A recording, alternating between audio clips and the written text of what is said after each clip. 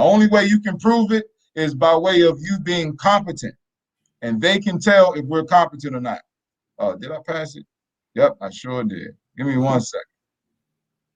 Yeah, this scrolling, I didn't got used to it because I've done it so much, but still can be nerve-wracking. All right, persons. All right, we are at the Black's Law Dictionary, 4th edition, page 1299, persons. Right here, persons. So we're going to go down right here within this paragraph. Get my light. So right here, corporations are persons as that word is used in the first clause of the 14th Amendment. So that means corporation. Wow. Right. So this citizenship applies to corporations. That you could change that word to corporation. We sure can. So let's read it like that. All corporations born or naturalized in the United States, which makes the United States a corporation in this sense, and subject to the jurisdiction thereof. That means the corporations are registered in the United States, are citizens of the United States and of the state wherein they reside. So those corporations known as Walmart, Best Buy, State of Maryland, State of California, what else can we say? Department of Motor Vehicles. All of those corporations are citizens of the United States and of the state wherein they reside. And they will all have and they're in there. That means they're under their jurisdiction. So for what we have been going through without naming it, the reason why some were allowed to flourish while others were, put the squash was put on them because they're belonged or owned by, right? Yes. The government. Okay. Yes, not the government. Well, I have to say that because we have to get out of the pattern of calling their platform government, because remember, government means to govern one's mental. How about the de facto? Yeah, de facto government, because they're doing it in fact and not according to law. However, we still can't let them govern our mental. Right. Yes. So what should we call them? How should we refer to that? The United States Corporation. Okay. Yeah, the Foreign United States Corporation Company. Definitely want to identify them as a corporation, because the first word in corporation is corpse, which deals with the dead. So that corporation only governs the dead. And in law, it's called civilly dead or civilly de mortuis or stateless persons. So I hope that is clear for everyone so that we can stop making arguments under the 14th Amendment. Because according to their congressional record, hold on. We'll go to enforcetheconstitution.org. This is the website that we have here, and I'm going to go down to the Truth Declassified, and then we're going to scroll down to the truth about the 14th Amendment. And we have here a downloadable copy, congressional record copy of the proceedings and debates of the 90th Congress first session. So you can click right here, download, it's free. And then we're going to blow it up a little bit so that we can read it. This pertinent part right here. The 14th Amendment is unconstitutional for everyone that's doing processes, commercial processes under the 14th Amendment. Let's see the origin of the process, the root. The purported 14th Amendment to the United States Constitution is and should be held to be ineffective, invalid, null, void, and unconstitutional for the following reasons. And they gave 3. So this is on the congressional record, meaning you can go to the Library of Congress, request it, and get a certified copy of it, just like I did.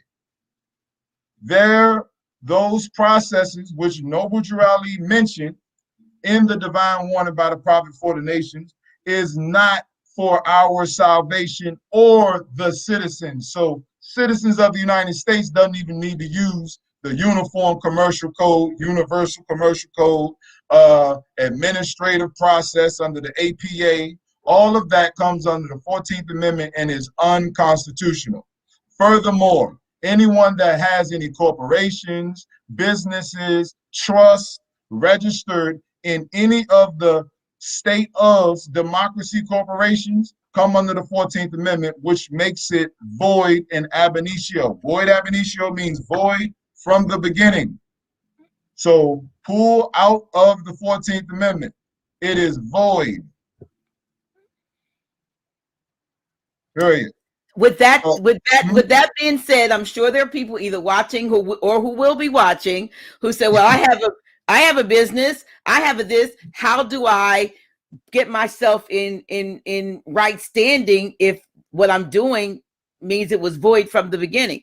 Moors want to do things we want to do things decently and in order. So what one do to change that? So we will go to the word registry, because everyone that has a business registered to whatever corporate state venue, you want to know what the word registry means so that you can see what you did when you registered your business with that corporation and what you need to do. Wait a minute. REG, yeah, that's right.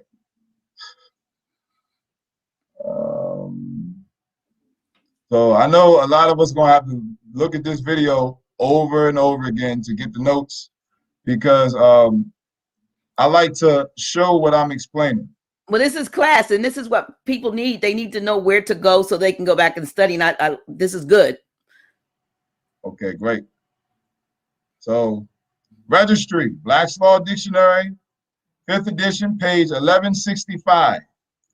Registry is a register or book authorized or recognized by law, kept for the recording or registration of facts or documents. The list is also the list or record of ships subject to the maritime regulations of a particular country. The listing of a vessel at a custom house under the name of the country whose flag it flies. That's jurisdiction. Though such flag is not necessarily indicative of the nationality of the owner. So when you register your property, even your body, when you register to vote, what you've done is right here, generally, registry applies to vessels in foreign commerce. You just put yourself in foreign commerce. You put your property in foreign commerce. Now, depending on the trust that you registered your vessel under, and your vessel includes your body, your business, your property, including your home, domicile, your automobile. If you got an airplane, your airplane, all of that, even your paperwork, i.e. your trust. When you register your vessel with a foreign trust, then it comes under the jurisdiction of that trust. That's why it says it's the listing of a vessel at a custom house under the name of the country whose flag it flies. That means it comes under their jurisdiction now. So in all means, what this means is you want to unregister your property from their trust and register it in your trust so that it comes under your flag, your jurisdiction. Wow. That's what that means. This is why we need to know the words that we're speaking, the words that we're reading, and the words that we are accepting from other people. We have to know them. Otherwise, ignorance of the law excuses no one. Yep. So this is Title 22, Foreign Relations and Intercourse. Another term for foreign relations and intercourse, you all have heard it during presidential candidate debates. That term is called foreign policy. Foreign relations and intercourse is also known as foreign policy. So under Title 22, Chapter 2, which deals with consular courts, Section 141 through 143 was repealed. It was repealed in August 1st, 1956. See? The Act of August 1st, 1956 repealed sections 141 through 143, effective upon the date which the president determined, that was President Eisenhower, by the way, determined to be appropriate for the relinquishment of jurisdiction of the United States in Morocco. So for everyone thinking that the United States exercised consular jurisdiction in the Kingdom of Morocco, let's go to the Treaty of Peace and Friendship of 1787. Hold on, wait a minute, I got the PDF of that. So we're going to go back to 1787. We're going back to history. Going back in history. All right. Well, hold on. Let me use the other treaty.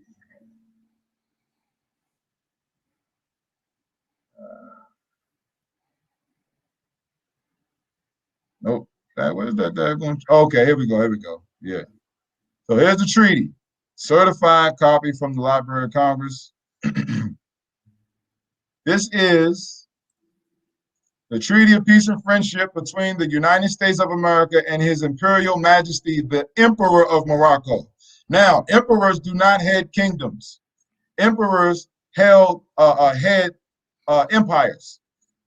So this means, this term right here, Emperor of Morocco, means Morocco is the empire. When we go down to Article 23 of this treaty, wait a minute, did I skip it? Yep, passed it. Article 23. It says, the consuls of the United States of America shall reside in any seaport of our dominions that they shall think proper. That's Morocco. Now, for everyone that has read the Circle 7, Holy Quran of the Moorish Holy Temple of Science, Moorish Science Temple of America, chapter 47, starting at verse 6, it identifies in verse 6 and verse 7 the dominions of the Moroccan Empire. It says the Moabites from the land of Moab, who received permissions from the pharaohs of Egypt to settle and inhabit Northwest Africa, they were the founders and are the true possessors of the present Moroccan Empire, with their Canaanite, Hittite, and Amorite brethren who sojourned from the land of Canaan seeking new homes. 7, their dominion and inhabitation extended from Northeast and Southwest Africa, across the Great Atlantis, even unto the present North, South, and Central America, and also Mexico and the Atlantis Islands, before the great earthquake which caused the Great Atlantic Ocean. So what they're speaking of in Article 23 in this treaty is that description of our dominions that the consuls of the United States of America resides. And at 1787, that was up and down the East Coast. It was not in the Kingdom of Morocco. It was here, starting here.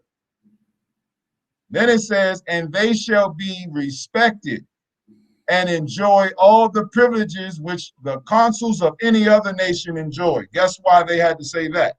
Which is the emperor. That's why the emperor had to say that, because the United States of America is not a nation. So we are recognizing them to have privileges which the consuls of any other nation enjoys. So there's the recognition. So we don't need recognition from the United States of America to say who we are. We recognize them. Just like if I was to come to your house, you would recognize me. Otherwise, you tell me, get the hell out. So what do you look like coming to me, asking me for recognition in your house? True. So nonetheless, going back to consular jurisdiction that was repealed. So we want to pull up now the Act of August 1st, 1956. Act of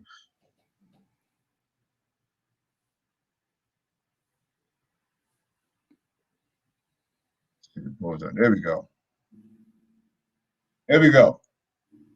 So this is the congressional record of the Act of August 1st, 1956. It is also called Public Law 856. You all can put this in Google, put in Public Law 856. This document will pop up like so. Let me show you. Public Law 856. There it is right there. www.govinfo.gov. It's also right here. Well, no, it wouldn't be that one. It'd be this one. But this is it. So let's go over this briefly. This is the joint resolution passed by Congress approving the relinquishments of the consular jurisdiction of the United States in Morocco. In Morocco. In Morocco. Now, let's identify the treaty real quick because we want to know what we're reading.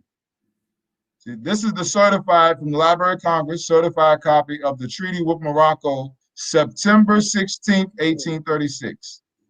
So going back to the act, it says, whereas the laws of the United States invested the ministers and consuls of the United States in certain countries, including Morocco, with judicial authority, that's judicial power, so far as the exercise of the same is allowed by treaty with such countries and in accordance with usage in such countries.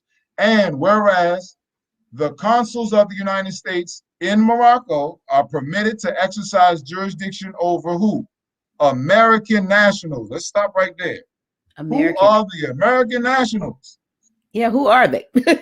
Well, the word American. So here we go back to the word. American. Al-Moroccan. American. So Al means descended from. Moroccan. Moroccan is the modern name for Moabites. So the Al-Moroccans, remember in the 101 questions, Noble Drew Ali said, what is your nationality? Moorish American. The next question is, how are we Moorish Americans? The answer is because we are descendants of Moroccans and born in America. So to be a descendant of Moroccan is to be an Al-Moroccan or American. So when you say Moorish American, that's actually an oxymoron statement because you're saying the same thing. Okay. A Moroccan is American. Moroccan. A Moroccan, Al-Moroccan. Yes, and that's what they're calling themselves, the foreign hybrid European colonists, calling themselves Americans over here. Then you go to the south part of the continent of Africa that they call Africa today, they call themselves South Africans. So which one is it? You see what I'm saying? They've been here so long that they done called themselves us, and they got us to call us crayons, Negro, black, colored, African American, everything but the pedigree of our forefathers and foremothers. So that when we read, we don't know what we're reading, which means we ain't reading. We're speaking and we're interpreting connotatively, which is the suggestive meaning of the word, which means it's not what it means. Everybody that's born in America is not American. Just because you were born here. Your citizenship, which is your nationality, comes by what is called jus sanguinis, which means right of blood. Blood. Absolutely. So otherwise, why would the consuls of the United States in Morocco be permitted by a treaty to exercise jurisdiction over their own people? Right? Right. It wouldn't even make sense. So, to exercise jurisdiction over American nationals, Moors, under the treaty between the United States and Morocco signed, look at the date, September 16th, 1836. Let's go back. September 16th, 1836. All right, so they're talking about this treaty. Then it says, and the Act of Algeciras signed April 7th, 1906, and the exercise by custom and usage the same jurisdiction over subjects of Morocco or others who may be designated as proteges under the Convention of Madrid, signed July 3rd, 1880. Excuse me. Whereas, pay attention, everyone, Morocco is now the only foreign country where the consuls of the United States exercise such jurisdiction. Why? Because in the treaty, under Article 23, it says, the consuls of the United States of America shall reside in any seaport of our dominions that they shall think proper. That's why Morocco is now the only foreign country where they exercise consular jurisdiction.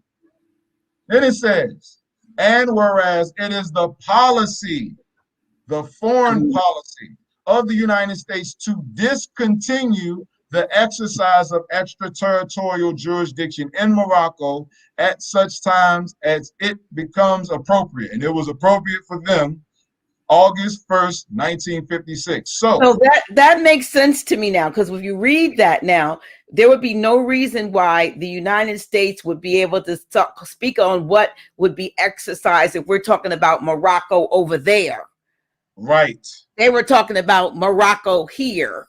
Right here. On Turtle Island, Morocco. Because what could they say about, and what difference would it make about over there? Exactly. Well, what they, they always talk to, like, when was that? Back in September of 2020, where they did the interview with Pompeo and a representative of the Kingdom of Morocco, and they were talking about the immunities clauses in the treaty between the United States and Morocco, 1836, enforced 1837. They were talking about our treaty, this treaty right here. So they always speak to them. However, there's never like a big issue with the Moors over there in the Kingdom of Morocco because they govern themselves. They're talking about right here. The capital of the United States Unum Sanctum operation is located at the District of Columbia, which is also that territory, that land is Morocco. Wow. So that's what they were speaking about. So this act is what relinquished extraterritorial jurisdiction, also called consular jurisdiction in Morocco.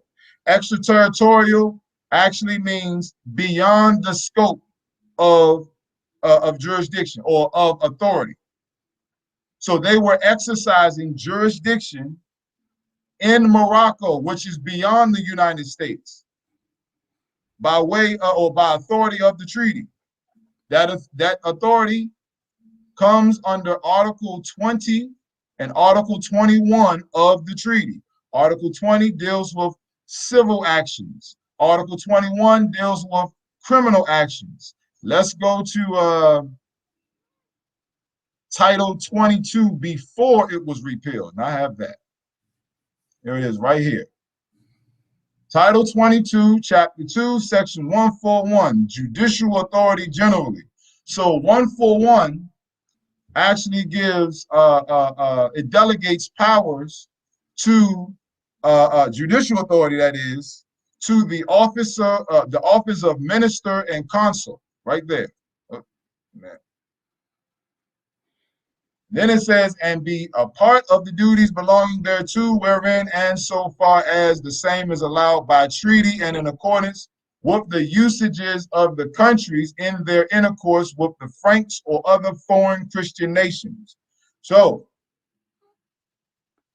142, which was repealed, dealt with criminal cases. So 142, which was an act of Congress, because all United States codes are actually legislators passed by Congress, the United States Congress. 142 was for criminal cases, which was authorized under Article 21 of the treaty, which says, if a citizen of the United States shall kill or wound a Moor, or on the contrary, if a Moor shall kill or wound a citizen of the United States, the law of the country shall take place, and equal justice shall be rendered. The consul assisting at the trial. So Not you see the difference. Mhm. You see the difference between a Moor and a citizen of the United States. Two different beings. Two different citizenships. Citizenships, because there's a differentiate, and if it's a Moor, that's where the consul comes in. Yes. Because the Yes. United States doesn't have the jurisdiction. Yes, and that is the only platform, that is the only venue where Moors obtain remedy. It's called consular court, consular jurisdiction. That is dealing with criminal issues, meaning injuries to your persons, your bodies, or your property. Now, 143 says, let me read 142 first. The officers mentioned in section 141 of this title, that is minister and consul of the United States, are fully empowered to arrange and try in the manner provided for this chapter all citizens of the United States charged with offenses against the law. So understand this too. When they speak of citizens of the United States, they're talking about citizens of the several states of the Union. Collectively, when you're speaking on an international scale or platform, you will refer to the citizens of the several states as citizens of the United States, because the United States are the states that came united. That okay. Right. Under that the Republic. Sense. That makes so much sense. I don't mean to keep cutting. I'm having aha moments. So I'm trying to, I don't know if anybody else is getting it, because, sometimes it's not that it's not been said before, but you have an ability, you're teaching it in such a way that it, the lights are coming on. You're like, oh yeah, I've heard that before, yes. But now I understand. Now I see, says the blind woman. I see, what you're talking about, and it makes a lot of sense. So all citizens of the United States are not it's not the corporation. The 14th, yes. Okay. Right, it's not the 14th Amendment. You can say all citizens of the states that are united. Yes. Okay. Now you got it. All so right. It says all citizens. Those officers are charged, fully empowered to arrange and try citizens of the United States charged with offenses against the law committed in such countries, respectively, and to sentence such offenders in the manner in this chapter authorized. And each of them is also, is authorized to issue such processes, which is the documents, the writs, etc., as are suitable and necessary to carry this authority into execution. Then 143 dealt with civil cases. Such officers are also invested with all the judicial authority necessary to execute the provisions of such treaties, respectively, in regard to civil rights, whether of property or person, and they shall entertain jurisdictions in matters of contract at the port where or nearest to which it was to be executed, and in all other matters at the port where or nearest to which the damaged complaint of was sustained, provided such port be one of the ports at which the United States are represented by consuls. Such jurisdiction shall embrace all controversies between citizens of the United States or others provided for by such treaties, respectively. So this Title 22 United States Code, subsections 141 through 143, apply to all treaties that were engaged with the United States in China, Siam, Turkey, Morocco, the Empire, Muscat, Abyssinia, Persia, and the territories formerly a part of the former Ottoman Empire, including Egypt. Guess what? Ottoman Empire, the Moroccan Empire. So, chapter 47 again. So, what is the name of this treaty again? So that we're referring to, just that we're referring to the Treaty of Peace and Friendship. Okay. Of 1836, because this treaty supersedes the 50-year mandate treaty of 1787. So the 1787 treaty, that was the first treaty, and it only lasted for 50 years. This 1836 treaty Okay. It's still in effect. It's still in effect. However,